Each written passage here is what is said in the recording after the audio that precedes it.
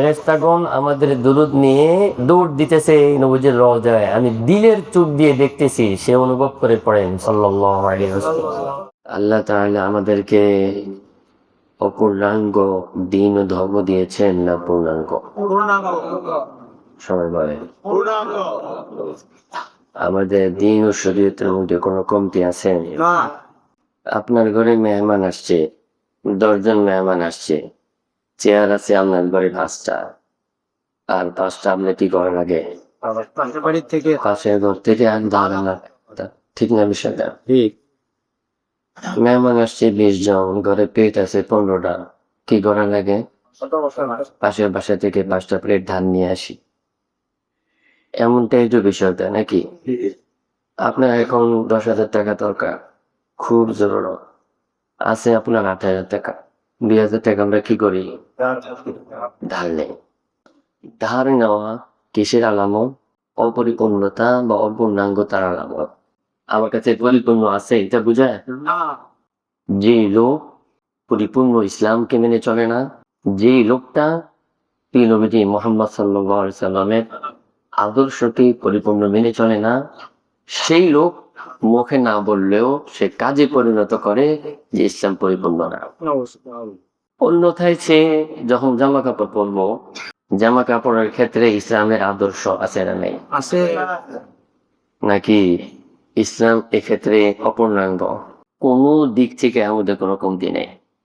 যে লোকটা ইসলামকে পরিপূর্ণ মানে না, নবীজির আদর্শকে পূর্ণাঙ্গ রূপে ধারণ করে না, অন্য কারো আদর্শ ধারণ করে, অন্য কারো পথ মত সে অনুসরণ করে, সেই জন্য কাজে বুঝাইলো ইসলামটা কিনা পরিপূর্ণ। অন্যথায় দেখেন আমি যদি মাথা থেকে শুরু করি, যে মাথার চুল কাটতে গেছে সে ছিল নেই, চুল কাটার ক্ষেত্রে মুহাম্মদ সাল্লাল্লাহু আলাইহি সাল্লামের আদর্শ আছে না নাই? তো হেতে যদি সেলুনে বসে পেতেছে, ওই যে ছবিটা দেখা যাইতেছে, হেতার মতো কাটিয়ে দে, আমার চুল ডবল করে দে, অমুক স্টারের মতন, অমুক তারকার মতো কেটে দে, অমুক খেলোয়াড়, অমুক গায়ক, অমুক শিল্পী, অমুক নেতা, তার মতো কেটে দে। আদর্শ হিসাবে সে কারে মানছে?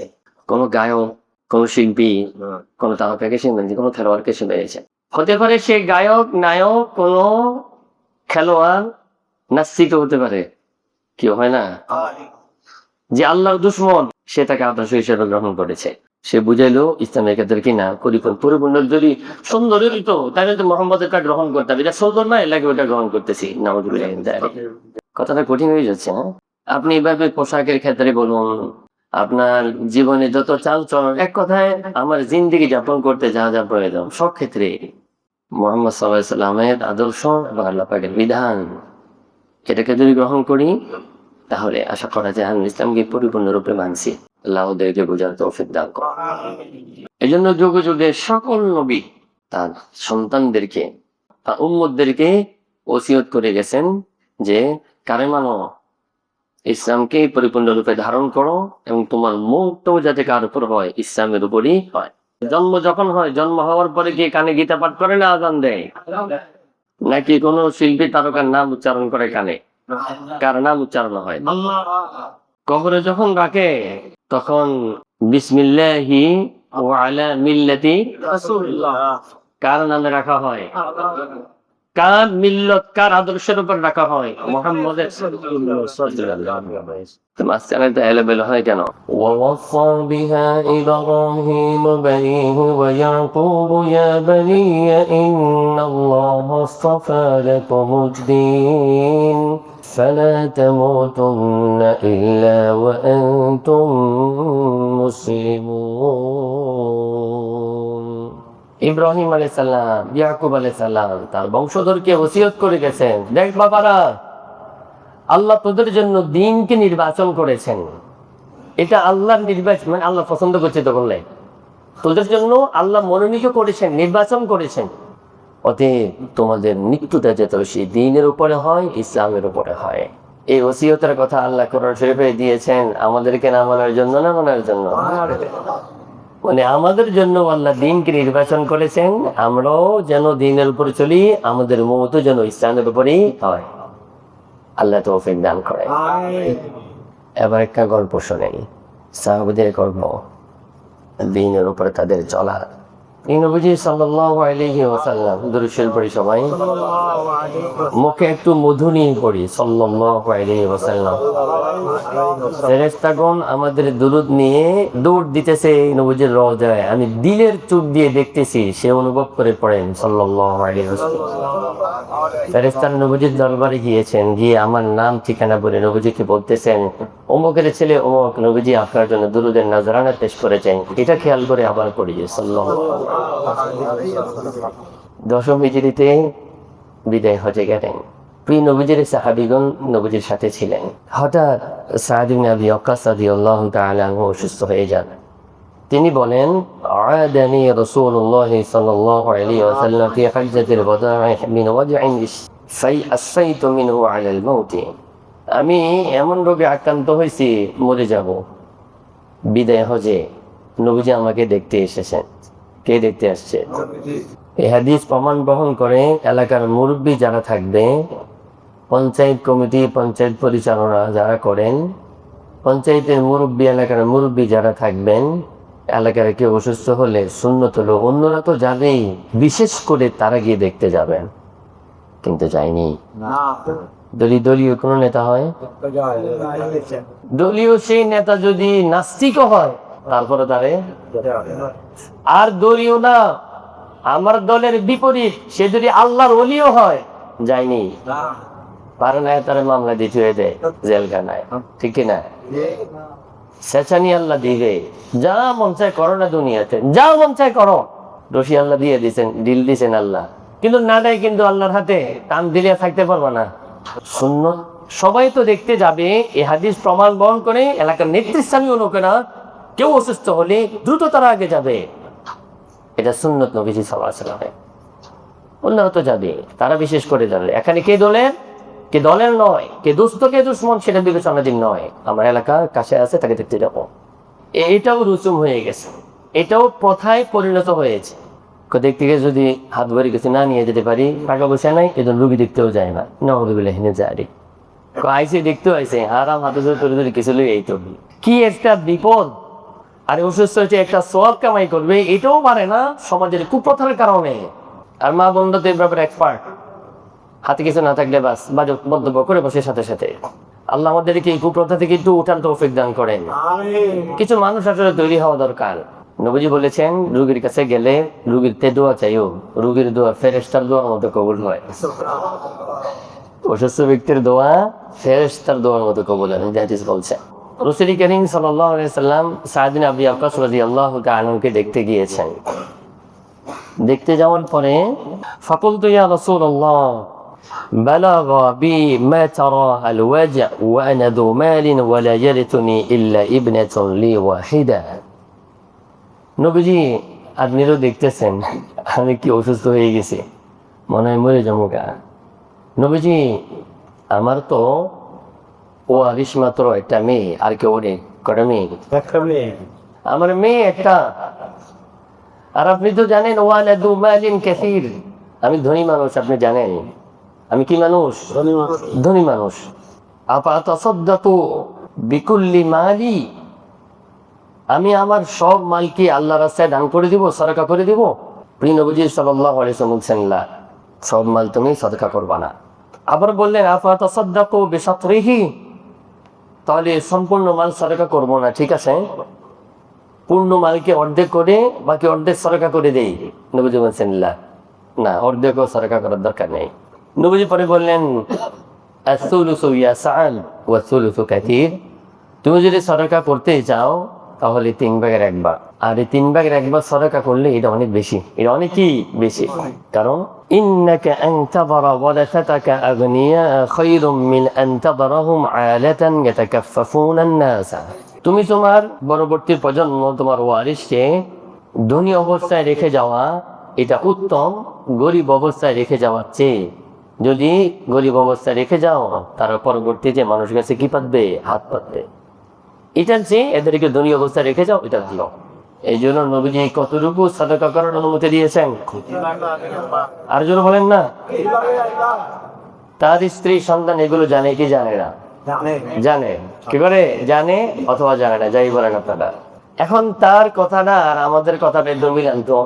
আমাদের সংসারে কারো যদি মেয়ে থাকে, তখন শুধু মেয়ে থাকে, ছেলে না থাকে, তাহলে বউয়ের জ্বালা যন্ত্রণায় থাকা যায় না। কয় তুমি কমসে মরে যাও গা, মরে গেলে পরবর্তীতে তোমার ভাইয়েরা এখানে কি বসাইবো, বাঘ বসাইবো, এটা করে কি করে যাও, লিখে দিয়া যাও, মেয়েদেরকে লিখে দিয়া যাও, অথবা আমার নামে কি লিখে দিয়া যাও। আর অনেক এরকম পুরুষ দেখা যায়, তা তো ঘরে থাকা লাগবো, কিও ঘরে থাকা লাগবো না, এই ঘরে থাকার জন্য অনেক সময় দেখা যায় স্ত্রীর নামে কি লিখে দেয়। স্ত্রী মারা গেলে মনে হয় ফেরেস্তারা মালিক দেবো সব। স্ত্রী মারা গেলে কি ফেরেস্তারা মালিক হবে সম্পদের? শুধু মেয়েরা হবে? ওই অবস্থায় ঠিক সেম, মেয়েরাও 2/3 মালিক হবে, আরেক অংশ ওই আপনার ওয়াইফের ভাই বেড়াদের যদি থেকে থাকে, বাপমা থেকে থেকে শ্বশুর, এরা পাবে ঠিকই। ভাইয়েরা, এই যে আমার ভাইয়েরা পেয়ে যাবে, বোনেরা পেয়ে যাবে, এটা সহ্য করা যায় না। আমি এটা বলি না যে ভাইয়েরা খুব, ওই হিন্দুরা যে কয় দুধে দেওয়া তুলসী পাতা, বাইরে সে খুব ভালো আচরণ করে, ব্যাপারটাকে তা নাকি? বাইরে তো বাস দেয়, এটা বাস্তব কথা। ইল্লা মাশাআল্লাহ, ভিন্ন তো থাকতেই পারে। বাইরে যদি ওইরকম আচরণ করতো তাহলে ভাইদেরকে দিত। বাইরে ওরকম উল্টা আচরণ করে দিদাই তো মেয়েদেরকে বোর্ডে দিয়ে যেতে চায়। ভাই পারে না, ভাইকে নখে চেপে মেরে ফেলবে। হ্যাঁ, মুড়ি এলাকা উড়ে এসে চুরি করবো, অন্য এলাকা থেকে বোনারা এসে এখানে দখল করবো, লাগে দে বাপের টাকা দিয়েছে, টাকাই দিয়েছে লাগে। তোমারটা তো তুমি পেয়েছো, সেখানে যেই আছো, তোমার এখন অসুবিধা কি? এই জন্যই তো তোমাদেরকে লেখে না দিয়ে মেয়েদেরকে লিখে দিতে চায়। ও পিঠটাও এখানে আছে ভাই, দুটো পিঠে এখানে আছে। কিন্তু এখন আমি যে সোজা কথাটা বলবো সেটা হলো এই যে অন্যকে ঠকানো, শরীয়ত কর্তৃক যদি কাউকে কোনো অধিকার দিয়ে থাকে, এই আরেকজনকে ঠকানোর এই মন মানসিকতা, ভাই খাবে, বোনে খাবে, ফুফি খাবে, চাচাই খাবে, এটা খারাপ লাগে, কিন্তু সারা সময় দেখে কোনো দিন নেই, এটা খারাপ লাগে না। আমি অনেকবার বলেছি, আপনারা সবাই ইজ্জতের জিন্দিগি চান না বেইজ্জতের জিন্দিগি চান? সবাই বলেন কোনটা চান? সবাই সম্মান চান? সম্মান কিসে বলবো শুনবেন আপনারা? মানবেন নি? মন মতো হইলে মানবেন, মন ধরলে মানবেন না। হ্যাঁ, সত্যি মানবেন? তাহলে শুনুন বুখারীর হাদিস। প্রিয় নবী সাল্লাল্লাহু আলাইহি ওয়াসাল্লাম যখন গাড়ি হারাই গেলেন, জিবরাইল আসসালাম মারলেন, চাপ দিয়েছেন, ডরাই গেছেন। 3 বার চাপ দেওয়ার পরে ইকরা বিসমি রাব্বিকাল লাযী নাযিল হলো, নবী দৌড়ে ঘরে আসলেন। খাদিজা জাম্মিলুনি, কম্বল দিয়ে জাবরাই ধরো, কাঁপতেছে। খাদিজা, আমার আশঙ্কা হচ্ছে, আমি মনে হালাক হয়ে যাব, আমি মনে শেষ হয়ে যাবো। খাদিজা রাদিয়াল্লাহু তাআলা প্রথম বলছেন, মা ইউখজিকাল্লাহু আবাদান, কোশ্চিন কালেও আল্লাহ আপনাকে লজ্জিত করবেন না, অপমানিত করবেন না। করবেনই বা কিভাবে? ইন্নাকা লাতাসিলুর রাহিম, আপনি আত্মীয় স্বজনের হক আদায় করেন। যে লোক আত্মীয় স্বজনের হক আদায় করে, কোশ্চিন কালেও আল্লাহ তাকে বেইজ্জতি করবেন না। বুখারী হাদিসে প্রমাণ। আর রেহেম কাকে বলা হয়? সারা সময় রেহেম না, রেহেম হলো ভাই, চাচা, ফুফি, মামা, খালা, এরা রেহেম। দেখেন এখানে কথা আসে। ওমরে ফারুক রাদিয়াল্লাহু তাআলা আনহু, সহিহ মুসলিমের হাদিস, তিনি আর ছেলে আব্দুল্লাহ ইবনে ওমর বলে, এখানে যারা ছেলেরা আছো, বাবা এখনো বেঁচে আছে, তারা বিশেষ করে কান দিয়ে শোনো। আব্দুল্লাহ ইবনে ওমর রাদিয়াল্লাহু তাআলা আনহু তিনি বলেন, আসাবা উমর রাদিয়াল্লাহু তাআলা আনহু বিখাইবার। আর আমার বাবা ওমর হাদিস বর্ণনা করতে গেছে না, হাদিস বর্ণনা করতেছে ছেলে, বলে না, হাদিস বর্ণনা করতেছে কে? ছেলে বাবার ঘটনা বলছে, ছেলেও জীবিত, বাবাও জীবিত। ইবনে ওমর বলেন, আমার আব্বা খাইবার যুদ্ধ যখন হয়েছিল, তো গনিমতের মাল মুজাহিদ যারা তাদের মধ্যে বন্টন করে দেওয়া হয়, তো একটা অংশ হযরত ওমরের ভাগেও নবীজি সাল্লাল্লাহু আলাইহি ওয়াসাল্লাম বন্টন করে দিয়েছেন। হযরত ওমর নবীজি সাল্লাল্লাহু আলাইহি ওয়াসাল্লামের কাছে গেলেন, ফাআতা আন-নবী সাল্লাল্লাহু আলাইহি ওয়াসাল্লাম ইয়াসতামিরুহু ফিহা, এই খাইবারের এই উৎকৃষ্ট ভূখণ্ডটা, জমিনটা কি করবে, এই ব্যাপারে পরামর্শ করার জন্য হযরত ওমর নবীজির কাছে গেছে, তার কাছে গেছে, আমি কি করতে পারি? টাকা পয়সা বেশি হলে হুজুরের কাছে আসেননি পরামর্শ করতে? তওবা, এটা কোনো কথা বললেন? এটা কোনো পরামর্শের বিষয়? মুরগিরা কি এটা জানে নাকি? মুরগিরা জানে নামাজ কেন পড়ানো লাগে, বিয়ে পড়ানো লাগে, কেন তালাক দেওয়ান হলে কি করানো লাগবে, এখন ঘুমের মধ্যে চাপড়া দিয়ে ওঠে ফু দেওয়ান লাগবে। মুরগিরা শুধু এটা জানে। মুরগিতে যারা, মুরগিদের কাছে পূর্ণাঙ্গ ইসলাম আপনার একদম মাথা থেকে যত বিস্তৃতি জীবন আপনার শোধাগত মধ্যে পৃথিবীতে এমন কোন অংশ নাই যে অংশের এলেন কোরআন সুন্নাহ মোতাবেক মুরগিদের নাই। এটা মনে রাখবেন আপনারা, অন্যথা ইসলাম অপূর্ণাঙ্গ হয়ে যাবে, ইসলাম অচল হয়ে যাবে। আর আল্লাহ তো বলছেন কিয়ামত পর্যন্ত ইসলাম সচল। এর বিধান তো উলামায়ে কেরামের কাছে আছে। যাই হোক, আমাদের এই ধারণার স্বচ্ছতাও দরকার আমাদের। আল্লাহ, অতএব হযরত ওমর যে কাজটা করছেন, আমি বলি না এটা যে আয়েশা আপনি আমার কাছে গিয়ে বলেন, এটা না, আপনার যারা ভালো লাগে তার লাগে পরামর্শ করেন, কিন্তু হক্কানি আলেম হওয়া উচিত। এটা আবার করেন না যে যে হুজুর কাছে গেলে আমার পক্ষে 3 তালাক হয়ে গেছে, তারপরে এমন মৌলবি আছে দেখা যায় 1000 টাকা দিয়ে পড়াইতেছে, বাস পড়াইতেছে, বলছে হাসতে আছে, ঘর সংসার করতে আছে না নাই? ওই মৌলবি না, যে মৌলবি টাকার কাছে বিক্রি হবে না তার কাছে যাবেন। হযরত ওমর নবীর কাছে বহে গিয়ে বলতেছেন, ইয়া রাসূলুল্লাহ ইন্নী আসাবতু আরদান বিখাইবার লাম তুসিব মালান কত্তু। সুবহানাল্লাহ। নবীজি, খাইবারে আমি এমন একটা জমি পাইছি, আমার জীবনে এমন দামি মাল আমার কখনো পাই না। কেউ কিছু জমিনের মানে ইয়াটা পজিশনটা খুব ভালো থাকে না, কি আপনারা বোঝেন না এগুলো? জায়গাটার পজিশন খুব ভালো। দেখুন একই মার্কেটে একটা দোকানের দাম দেখা যায় এটা 1 কোটি টাকা পজিশন বিক্রি হচ্ছে, আমার আগে দেখা যায় এটা 2 লাখ কয় না, এরকম আছে না নাই? তো খুব পজিশনের একটা টাকা পেয়েছি আমি নবীজি, কি করবো?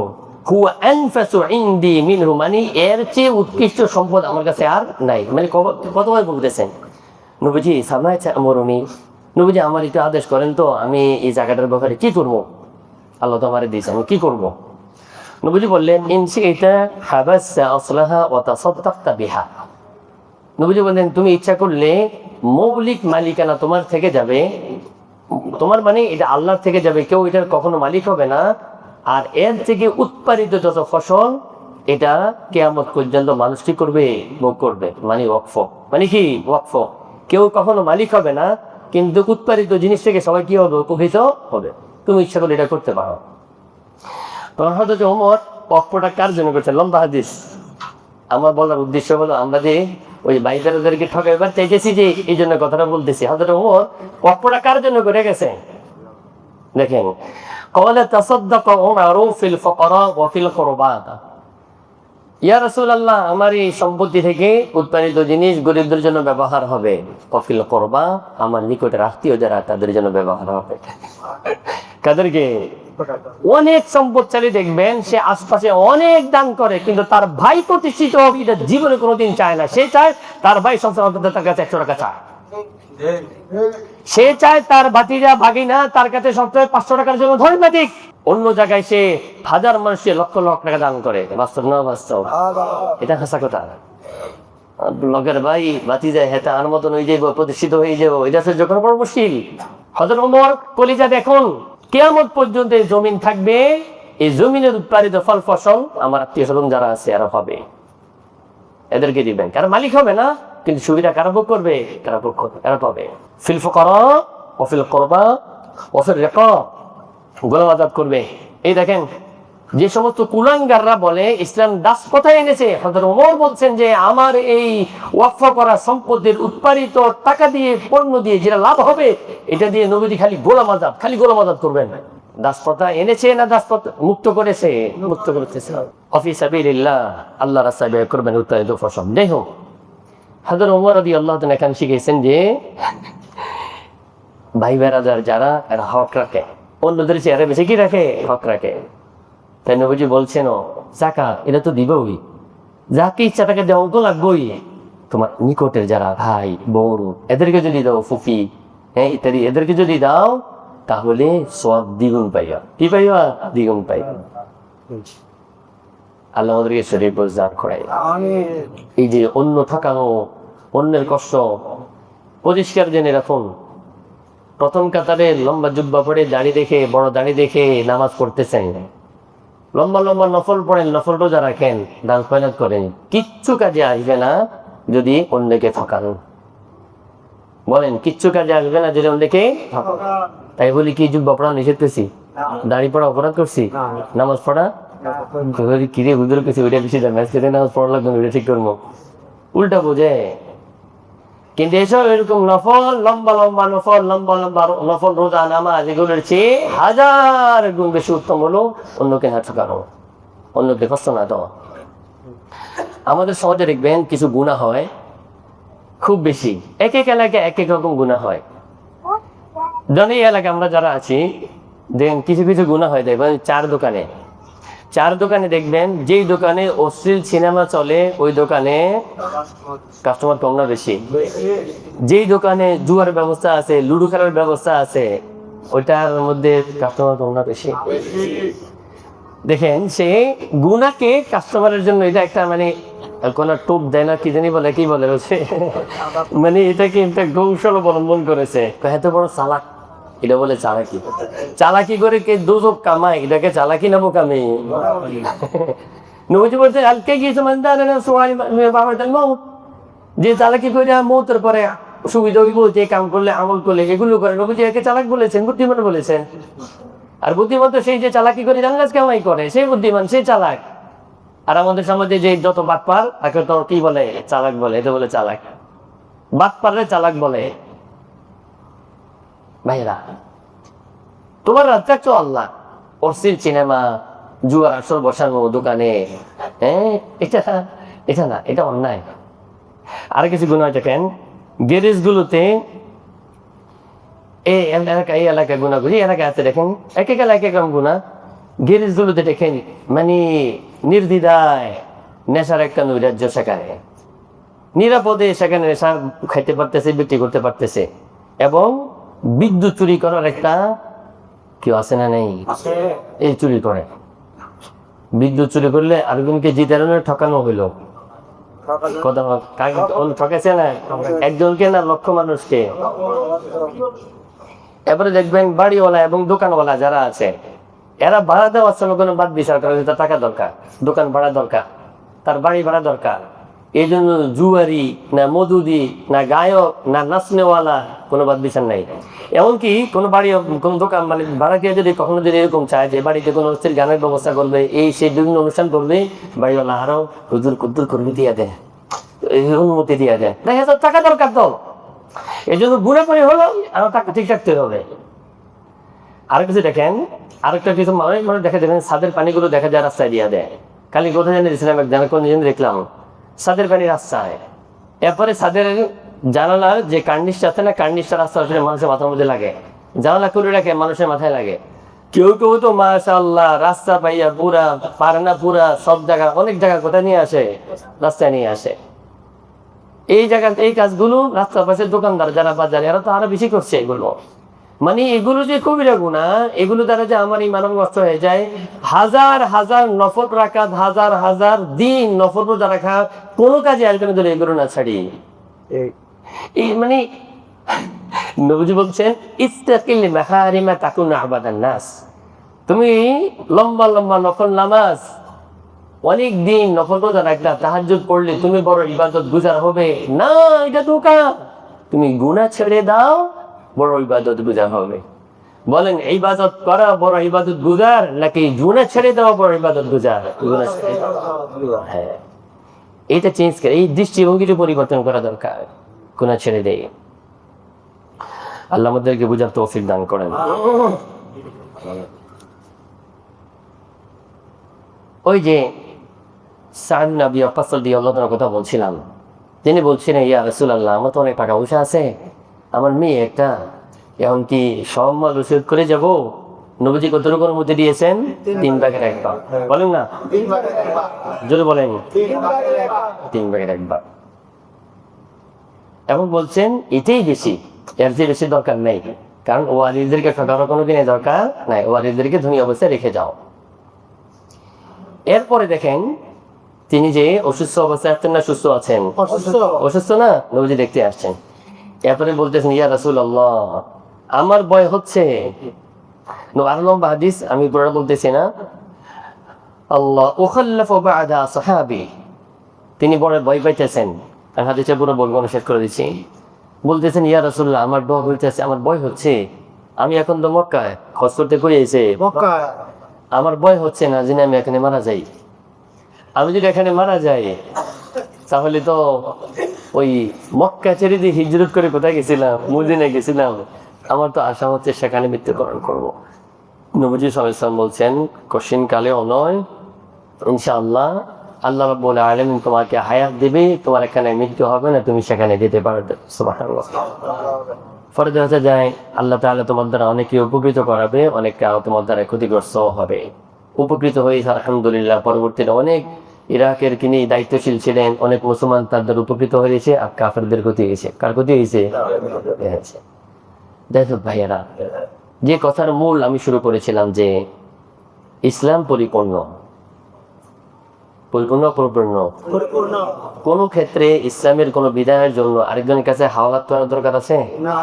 আমি যদি কোনো কাজে কোনো ক্ষেত্রে অন্যের কোনো আদর্শ গ্রহণ করি, তাহলে আমি কেমন যেন বিশ্বাস করলাম ইসলাম এই ক্ষেত্রে কি পরিপূর্ণ না, এই জন্য আরেকজনের কাছে হাওলাত করে নিয়ে আসছি। আমার ঘরে 10 জন মেহমান আসছে, 10টা প্লেট আছে, আমার তো আরেকজন কাছ থেকে হাওলাত করার দরকার নেই। মেহমান 10 জন আছে, আমার ঘরে প্লেট আছে হলো 7টা, আরেকজন কাছ থেকে 3টা উজাড় করতে হয়েছে। আমার ইসলাম কি এমন নাকি আরেকজনের কাছ থেকে দার উজাড় করে আনতে হবে? কেউ যদি করে ইসলামের উপর না চলে, আদর্শকে নামে নিয়ে চলে, তাহলে কেমন যেন আরেকজন কাছে কি বললো, দার করে আনলো এবং ইসলামকে পরিপূর্ণ সে মানলো না। আল্লাহ তাআলা আমাদের সবাইকে সব দিক থেকে ইসলামের উপর পরিপূর্ণ আমল করা, এর উপর চলার তৌফিক দান।